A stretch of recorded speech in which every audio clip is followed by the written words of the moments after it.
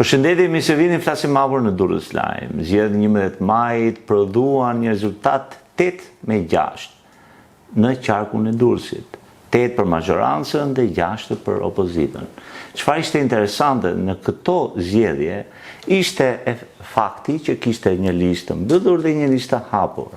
Dhe në listën e hapur kemi vetëm një fituese të gjinisë femërore, të cilën e kemi të ftuar sot, kandidaten e para 11 majit, por tashmë deputeten e zgjedhur Etleva Budini. Faleminderit që jeni në Flasim Hapur, zëra Budini. Përshëndetje Bledi dhe faleminderit për ftesën. Sot po të vi si deputete, herën e fundit kam marrë si drejtoreshe postës dhe në fakt jam krenare për këtë dhe të falenderoj edhe një herë për ftesën. Në bisedën tonë përpara 11 majit, ju ishi si drejtoreshe postës shqiptare në filialin e Durrësit. Dhe ishte një intervistë që ju falenderoj sërish, sepse ishte shumë e këndshme dhe informative edhe për ndjekësit tanë. Tashme jeni deputete e zgjedhur. Gruaja e vetme nga lista e hapur dhe duhet ju komplimentoj sepse është e vështirë tashme pavarësisht se jemi 2025-ën, kur kemi gjininë mashkullore, gjininë femore, ka disa vende të cilat normalisht do haset vështirësi, sepse kjo është më se e kuptueshme. Kësaj ju meritoni lëvdata dy fish, jo vetëm që fituat garën, por edhe për gjininë që ju përfaqësoni. Faleminderit, shumë faleminderit për konsideratën. Gjej rastin që jepet rasti këtu që me mirënjohje të thellë dhe me zemrën plot të falenderoj ato zgjedhësit e mi, ato që më besuan dhe më votuan, pra votuar një grua me besim të plot dhe unë i quaj vota zemre dhe në rrjetet sociale patjetër që i kam falenderuar duke i thënë që mira vota zemre, ashtu janë. Mira vota zemre, mira vota besimi. Fushatën fakt që çdo fushat nuk është e lehtë, por unë zgjodha ta bëj personale, në ç'është kuptim? Në kuptimin që ju e dini që përdoren ato fletpalosjet në rastet e fushatave, zgjedhja ime ishte që t'i shpërndaj vetë personalisht. Kjo ma bëri pak të vështirë fushatën, më shumë në aspektin e kohës. Po, aspektin logjistik. Aspektin logjistik, po, në aspektin e kohës, po, në çdo takim, kështu që unë zgjodha që fletpalosjen time ta shpërndaj vetë, të dalë në rrugë, të ndaloj në tavolina kafenesh, që ka shumë edhe gjatë trotuareve, të ndaloj në dyert të bizneseve të ndryshme, dhe ka qenë një përvojë shumë e bukur, por njëkohësisht edhe sfiduese. Po patjetër. Sfiduese e them në kuptimin që sot shqiptarët, jemi në 2025-ën, janë të mirë informuar. Nuk pranojnë të kenë më premtime dhe slogane politike, duan përgjigje konkrete. Pra duan përgjigje deputeti, edhe kur je një kandidate. Në këtë aspekt ishte pak e vështirë, për arsye se çdo njeri që kam takuar, qoftë në rrugë, qoftë në bare, qoftë në tezga të tregut të fruta perimeve, në tezga të tregut... Edhe atje keni shkuar? Po, patjetër, edhe në tezgat e tregut industrial, gjithashtu në dyert biznesesh të ndryshme, që të gjithë janë të mirë informuar për legjislacionin që rregullon llojin e biznesit, llojin e aktivitetit që ato kryejnë. Bravo.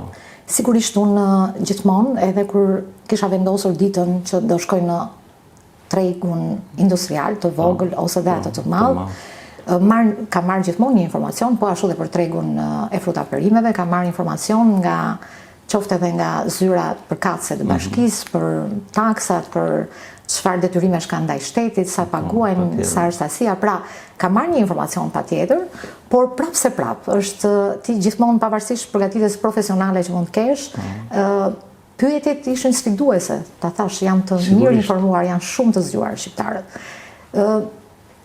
Jam shtrënguar, kam kthyer përgjigje, patjetër në çdo rast, por është shoqëruar gjithmonë me një mirëkuptim të thellë dhe me shumë dashamirësi. Dhe ja ku është rezultati. Të gjitha këto më bën që unë të jem në shtator në karriget e parlamentit, të ulem në karriget e parlamentit. Zëra Budini, duhet të ndalim ty. Nuk i kisha parashikuar këtë, se bisedat në Flasim Hapur realisht janë pa skenar, janë hapur, siç është edhe emri i këtij emisioni. Së pari më vjen mirë që thoni shqiptarët janë zgjuar. Në këtë studio, edhe në televizionet tjera, sa herë që më lejohet mua të shprehem, e theksoj këtë fakt, e vlerësoj shumë që ju e thoni. Askush që e mërton ndryshe populli shqiptar gabon. Askush nuk duhet ta bëj këtë. Populli shqiptar është i zgjuar. Dhe e dyta, që duhet ta ndaj me ju sepse më ngacmuat pak duke thënë që ishin mirë kuptueshëm dhe raporti njerëzor është rëndësishëm, është në komunikimi njerëzor, është tash për shkencërisht e provuar që është një pasqyrim i qenies njerëzore me tjetrin. Pra është një mimik. Nëse dikush mbyll qepallat e syve, ashtu bën dhe tjetri. Kështu që çfarë po them me këtë?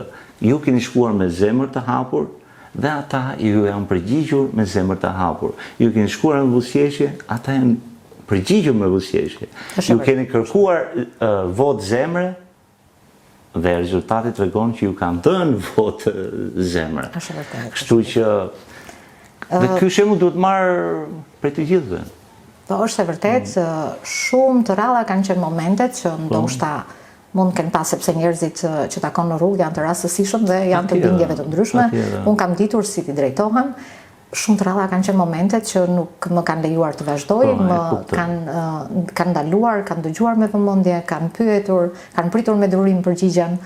Në shumë raste më kanë shtrënguar dorën, më kanë thënë fjalë inkurajuese, kanë dhënë përqafime dashamirëse, ashtu si prind, si vlla, si motër.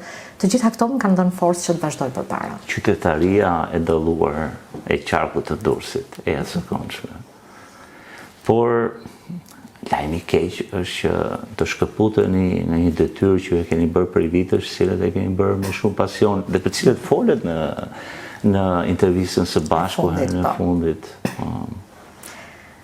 Po, të them drejtën, përveç bukurisë që ka gjithë kjo fitore, ka këtë anën me dhimbje e them fakt që do shkëputem nga posta, për arsye sepse nuk janë pak, janë shumë vite, janë gati 5 vjet, pa disa muaj, që nga dita e pezullimit, për shkak të kandidimit, por më vjen mirë aty, kam lënë shenjë të mirë, mendoj, ma thonë, ma pranojnë, dhe përveç kësaj është bërë dhe një rikonstruksion i zyrës qendër që ne i themi, pra është ajo zyra, ajo posta tradicionale që ju shikoni tek sheshi valutës, siç i themi ne. Dhe jam shumë e lumtur. Jam shumë e lumtur. Po, sheshin e valutës, këto janë adresat.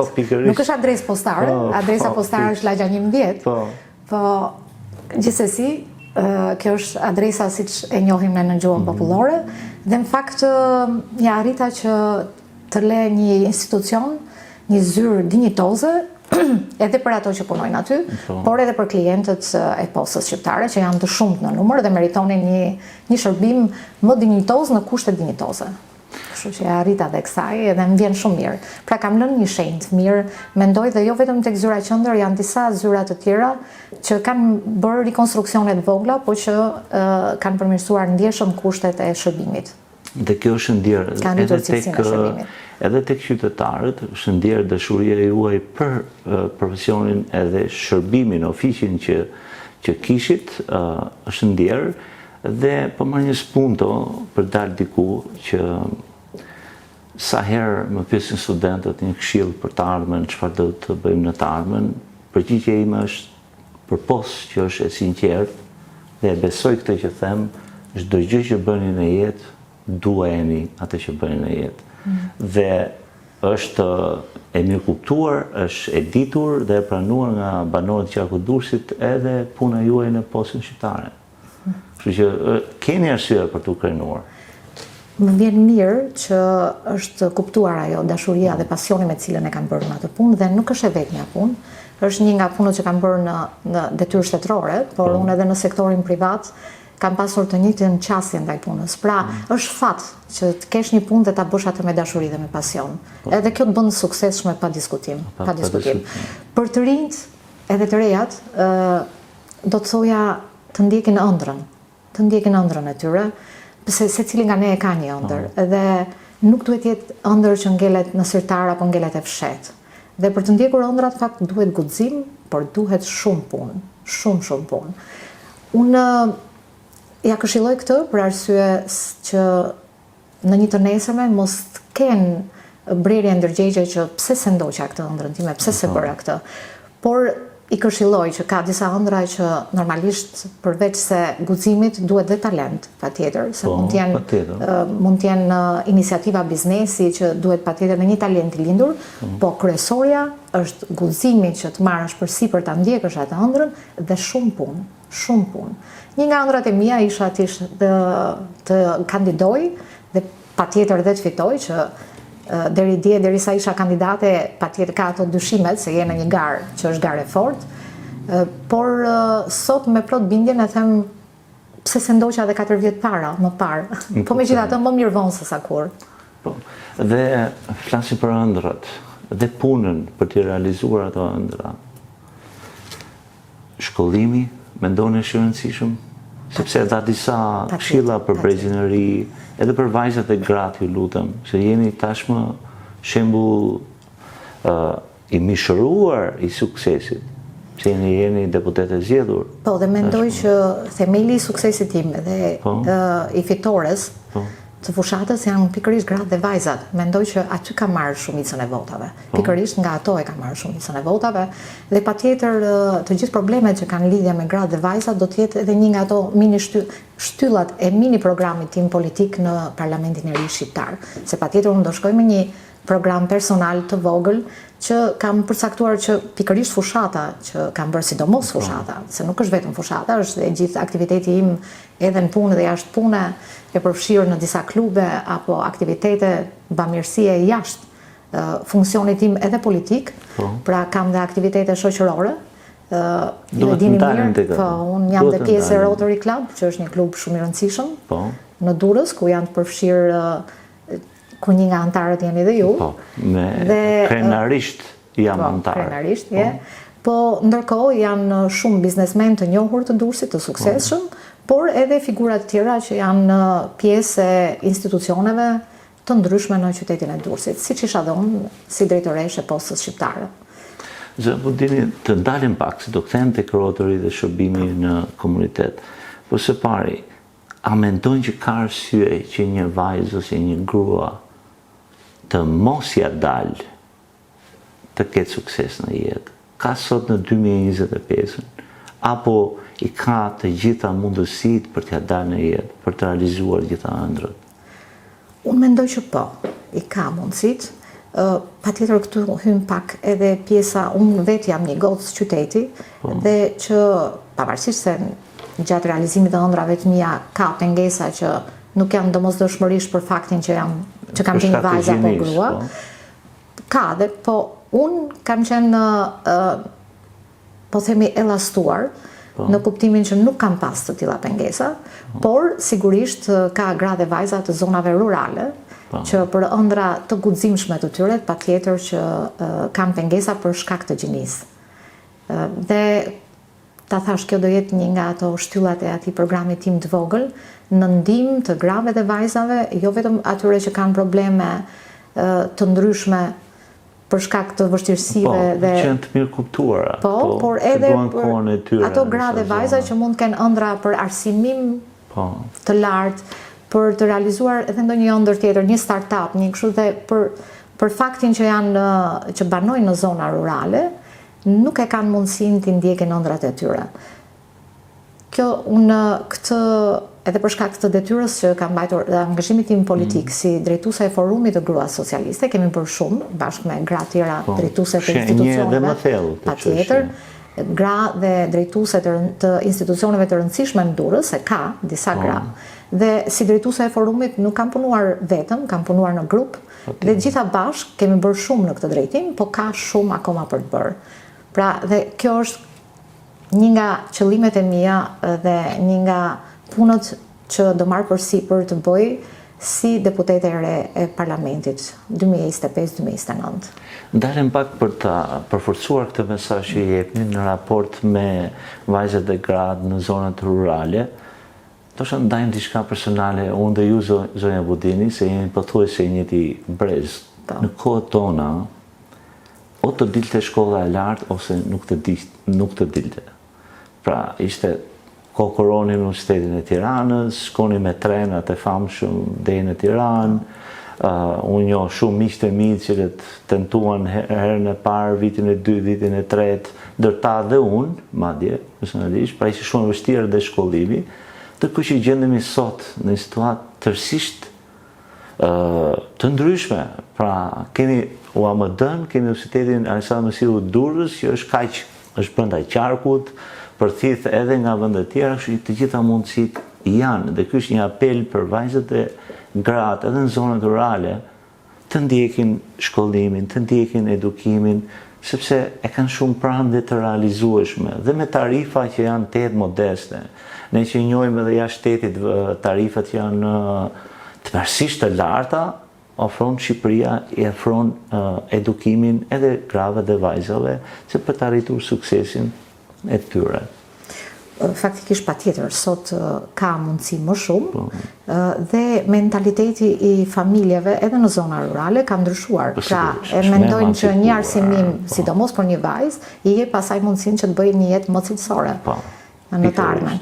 Kështu që përveç kësaj, unë ta thash jam pjesë e forumeve të grave dhe për shkak të angazhimit politik, po edhe jashtë, edhe me aktivitete jo politike, është bërë shumë punë në këtë drejtim. Pra ka shumë arritje, me thënë drejtën, por gjithmonë ka akoma për të bërë punë, për shembull një nga përveç arsimimit, që është një hap i parë, është nga ato hapat e parë, pra dhe njerëzit janë ndërgjegjësuar, familjet janë ndërgjegjësuar edhe në zona rurale, ka dhe shumë gra që ose vajza që nuk është se nuk mund të ndjekin universitetin, por kanë talente që mund të zhvillojnë biznese të vogla, aktivitete të vogla, startupe dhe aty janë ndihmuar.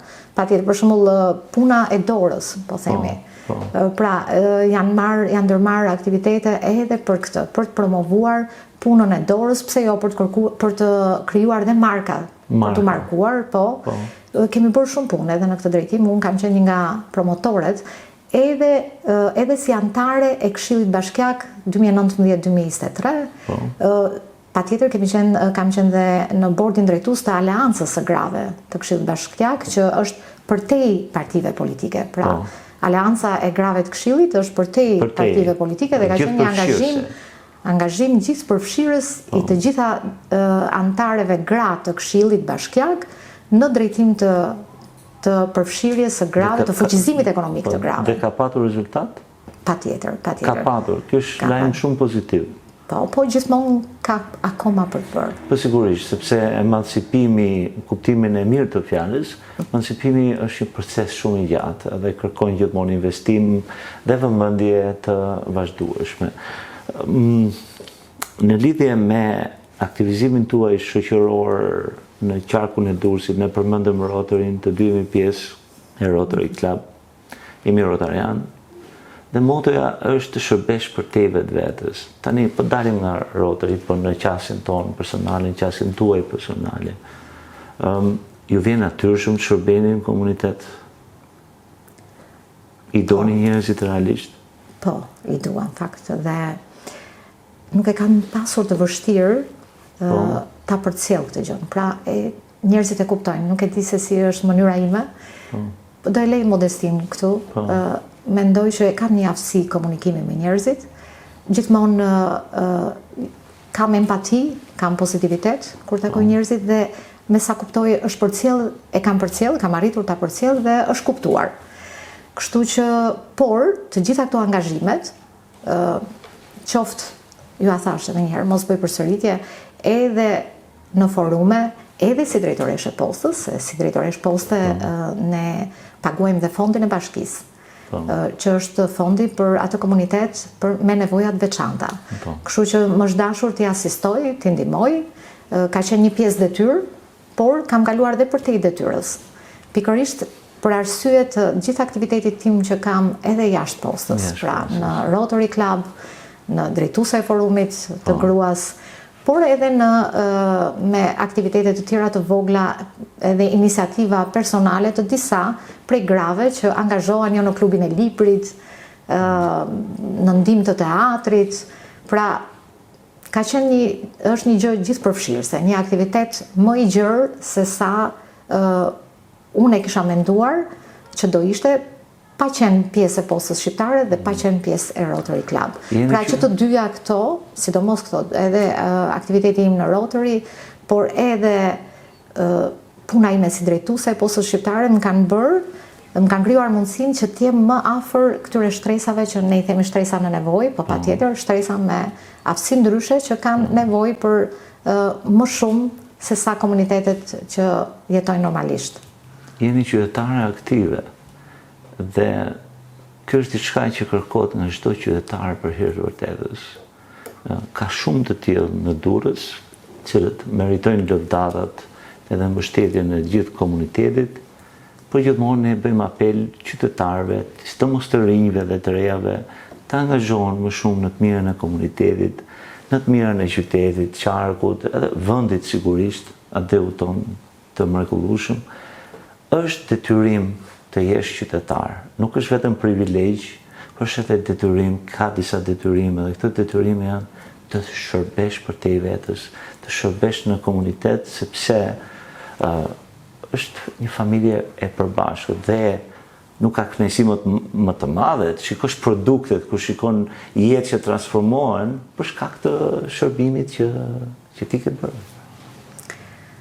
Bliti, një buri mençur, një nga ato pjesëtarët e shtabit, e mini shtabit tim elektoral, më thanë në fillim të kandidimit që Eva, kandidimi do të bëjë që të njohësh qarkun Durrës, patjetër. Ndërsa të qenurit deputete, nëse do jesh në parlament, do të bëjë të njohësh gjithë Shqipërinë.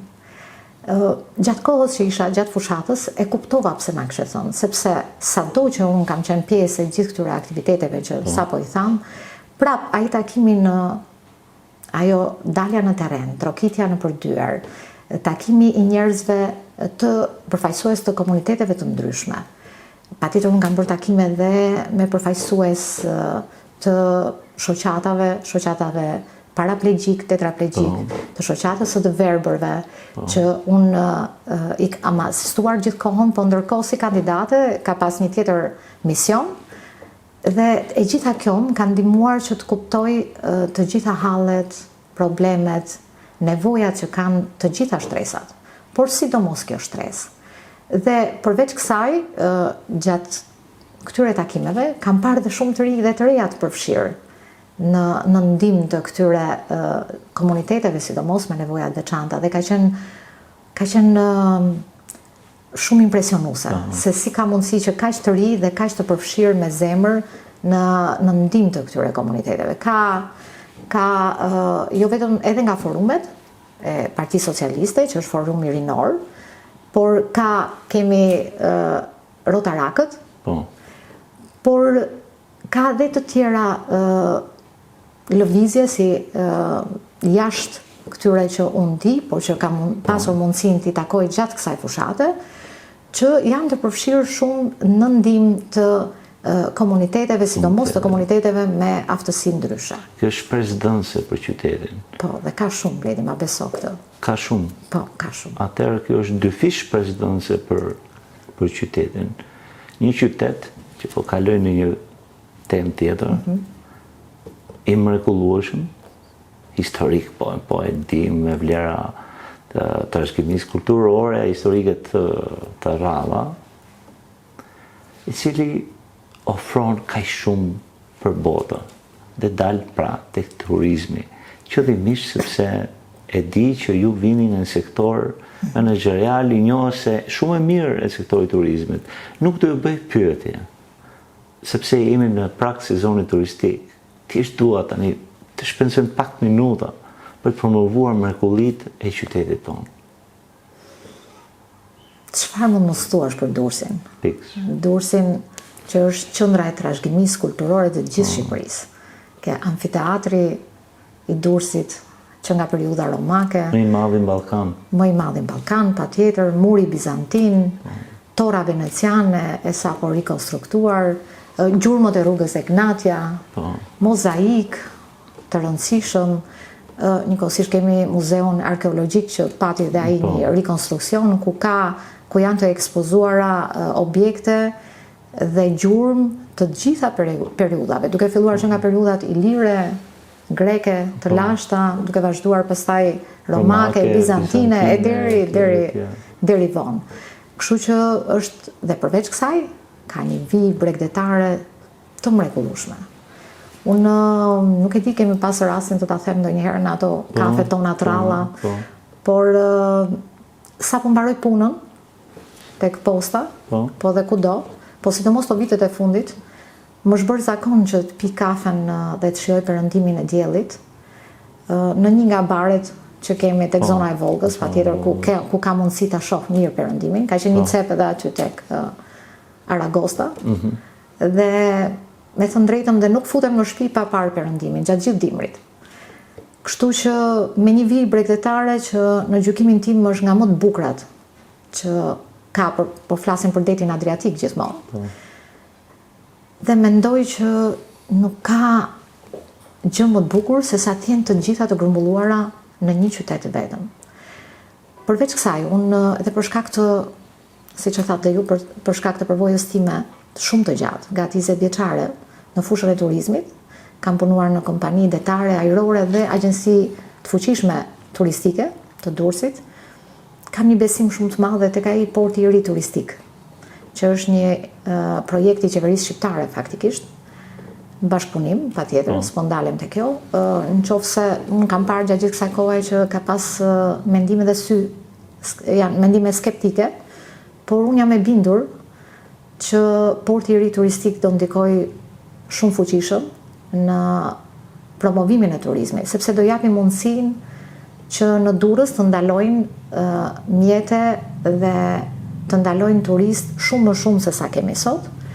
Përveç kësaj, unë fakt kjo meriton ndoshta një takim tjetër më të thellë, por unë duke qenë se kam qenë dhe pjesë e kompanive detare, e di që porti i ynë detar nuk e ka thellësinë e mjaftueshme që në Durrës të ankorohen kroçera të mëdha të tipit MSC, që kanë një numër të madh turistësh, por ndalojnë vetëm kroçera të vogla në kapacitet, Dhe në dijenin time, po ta thash që kjo kërkon një tjetër ndoshta intervistë, po kam marrë një informacion për shkak të fushatës dhe nga drejtori i portit, që thellësia e portit të ri detar në Porto Romane do të jetë e nivelit që do lejoj që të ankorohen kroçera shumë herë më të mëdha se që janë ankoruar deri tani.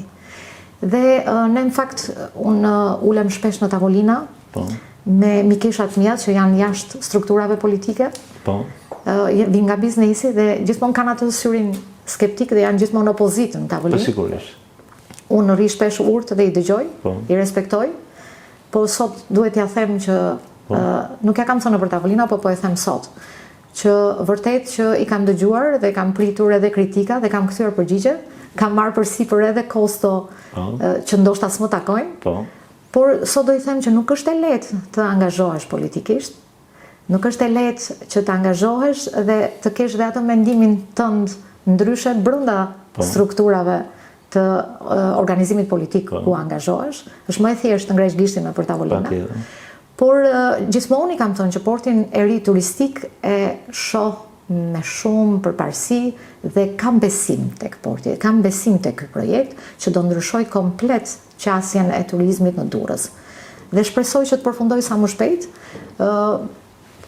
Duke qenë se Durrësi është i tillë, pra nuk është si Vlora që ti kalon në lungomare dhe shikon gjithë detin. Durrësi ka tjetër shtrirje dhe e kuptoj që shumë nga njerëzit nuk mund ta shohin se si po ecën porti i ri turistik. Unë kam shkuar dhe e kam parë sepse jam shumë e interesuar, kam shkuar dhe direkt, kam kuptuar se çfarë po ndodh. Dhe kam marrë një informacion që ka edhe probleme me portin e ri detar në kuptimin e gjërave që dalin papritur, nga gërmimet, nga probleme teknike që dalin papritura, dhe porti i ri do marrë një zhvillim më të madh në momentin që do transferohet porti detar në vendin në Porto Romane. Pra akoma porti tregtar. Pra akoma nuk ka një transferim të portit tregtar. Kjo është dhe arsyeja që nuk po ecën me ato hapat gjigande që siç e presim ne dhe që të bëhet dhe më e dukshme. Po, fakti që nuk e kanë të dukshme. Por po punohet. Janë më skeptik. Ju po thoni që po punohet. Po punohet fort, po punohet fort. Me ritme të shpejta? Po, me ritme të shpejta pavarësisht gjërave të reja që dalin, sepse janë mirë kuptueshme. Po, se ketë bësh me natyrën. Po, patjetër. Moment që ketë bësh me natyrën, natyra prevalon gjithmonë. Po, unë e besoj shumë dhe një nga gjërat të tjera që unë kam punuar në një nga kompani detare të njohura për Durrësin, Adriatica, navigacione, kam qenë shefe e embarkimit dhe e disembarkimit pasagjerëve, kështu që e njoh shumë mirë edhe portin tregtar. Pra, dhe më vjen shumë mirë që do jetë në një zonë pak më larg se sa qyteti. Se sa në mes të Durrësit. Dhe jam e prirur që portin e ri turistik ta shoh me shumë besim. Një nga gjërat kur ri që pi kafen atje në Bregdeti dhe shoh një det shumë bukur, po bosh, pa mjete. Pa mjete detare. Dhe gjithmonë e kam menduar. Kjo shumë e bukur. Po. Dhe e diskutoj shpesh për arsye se shumë e gjetur. Patjetër të gjithëve na ka rënë rasti që të dalim jashtë Shqipërisë për pushime. Shikojmë horizontin, e shohim me vela, Bojqelli me disa mjete detare, kam bërë pushime në Itali, në zonën Gallipoli e Matutje, në atë qizme në Italis, gjithashtu në Greqi, duke filluar që nga Korfuzi dhe në disa ishuj të tjerë, më është në rasti dhe deti është i plot dhe i bukur me ato mjetet sipër. Durrësi, sigurisht, vija bregdetare jonë nuk është e thyer si vija bregdetare e Greqisë me ishuj, me gadishuj, që dhe distancat janë më të vogla. Ne kemi një det pa ishuj, me distanca të larta, pra ti nuk merr dot një mjetë dhe të shkosh në Vlorë. Por mund të shëtisësh rrotull Durrësit dhe për mua do kishte kuptim që përveç automjetit, një familje shqiptare, sidomos një familje dursake, sidomos në ato familje dursake që banojnë afër detit, duhet kishin dhe një mjet deti, do ishte shumë e bukur dhe kjo edhe trashëgohet pastaj dhe tek fëmijët e kështu me radhë. Kjo porti i ri turistik do ta krijojë këtë mundësinë.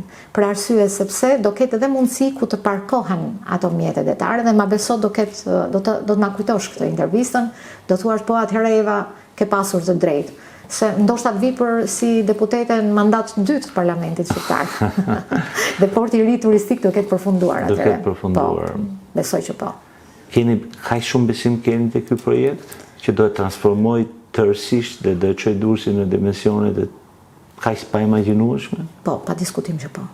Për arsye sepse do ketë përveç kësaj ka disa ndërtesa, unë e kam parë projektin edhe në ASDC-ja është kjo